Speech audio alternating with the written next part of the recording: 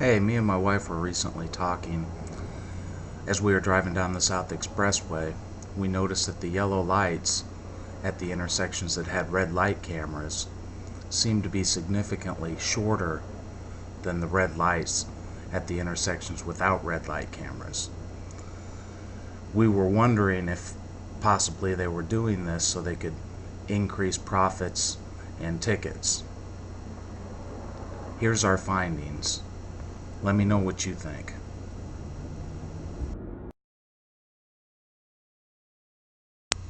This is 23rd Ave, South Expressway.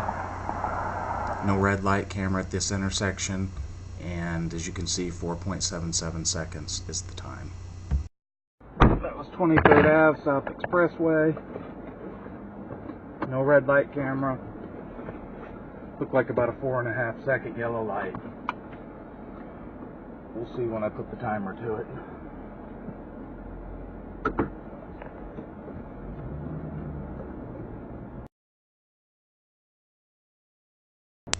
This is 29th Ave and South Expressway.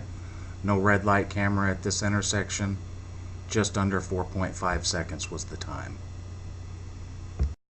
See, that was almost 5 seconds.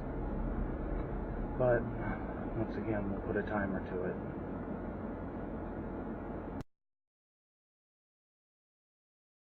'30th Ave and South Expressway.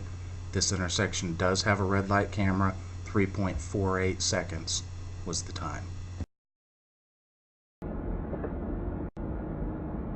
you can see, that yellow light was much shorter. I'm going to guess right around 3 seconds.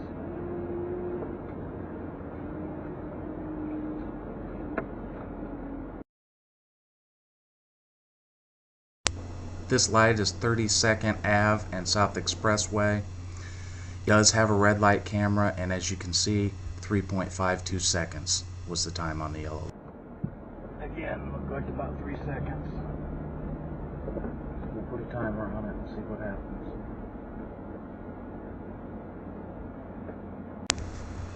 One thing I wanted to mention is that these 4 stoplights are all on the South Expressway. The speed limit is 35 miles an hour for all of them. So I really can't think of a reason why there should be such a disparity in yellow light times,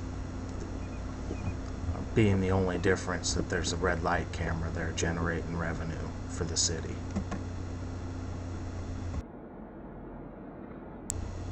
Some people may say that these cameras are helping keep the community safe.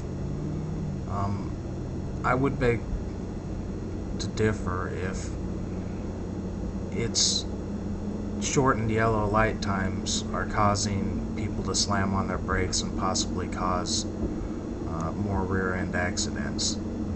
I wonder if there's any evidence to support my theory. Could they also be causing accidents? It depends on what data you believe.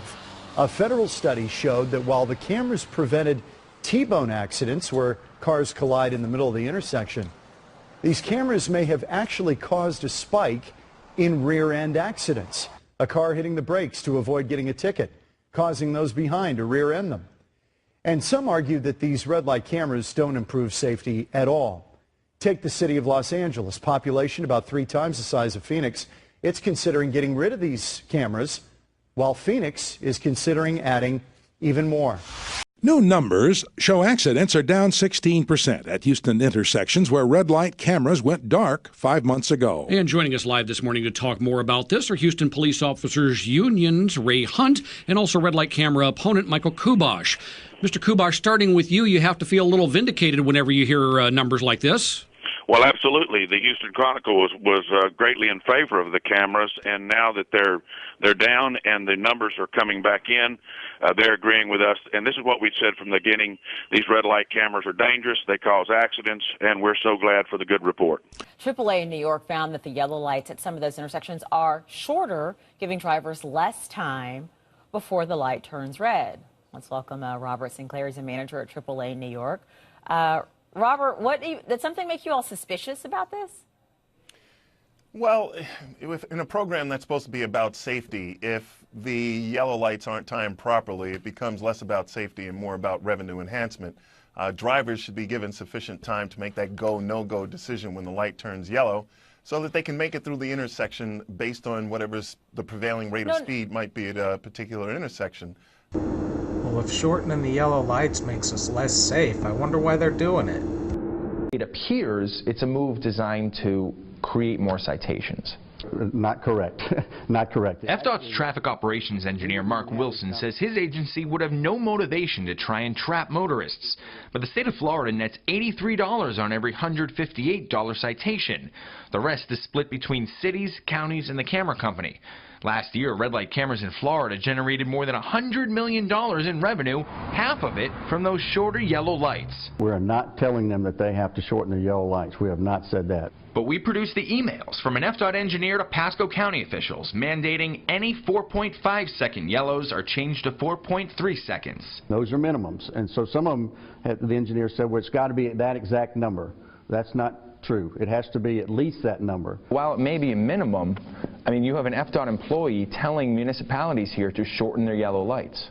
And he did that based on his understanding at the time. Red light cameras are a for-profit business between cities and camera companies and sometimes the state, as in Florida. James Walker's with the nonprofit National Motorists Association. He says Florida is issuing thousands of tickets a day to people who simply roll through right turns or just run out of time going straight. I think it's totally about money. I think it's immoral. You're basically punishing safe drivers with deliberately improper engineering. Walker says longer yellow lights would make things safer. He says adding just a half second to yellow intervals would give well-intended drivers more time to stop. Local cities in the state are also ignoring federal guidelines that suggest adding an extra half second above the minimum whenever a lot of trucks or elderly drivers are present. US 19 has lots of both. And we found other red light camera intersections with problems too. In Tampa, the yellow lights at Hillsborough in Nebraska and 50th at Adamo both change faster than the state allows. In Valrico, Hillsborough County improperly shortened the yellows on Bell Shoals Road. And both St. Pete and Oldsmar learned that they were issuing citations for $158 a pop at intersections where the yellow intervals were too short.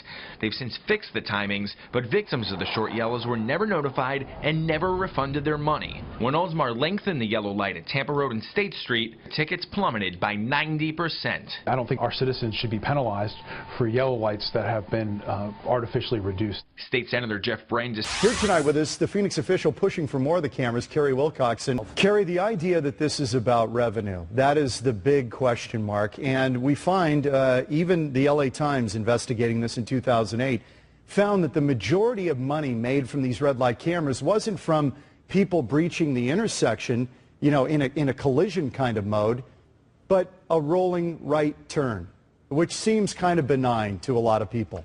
Sure.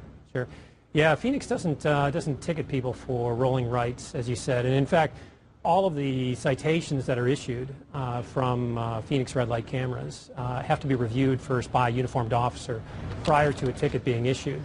So there is some human judgment involved, but the city itself doesn't use red light cameras as a way to generate revenue. In fact, up until recently, the program was a net money loser.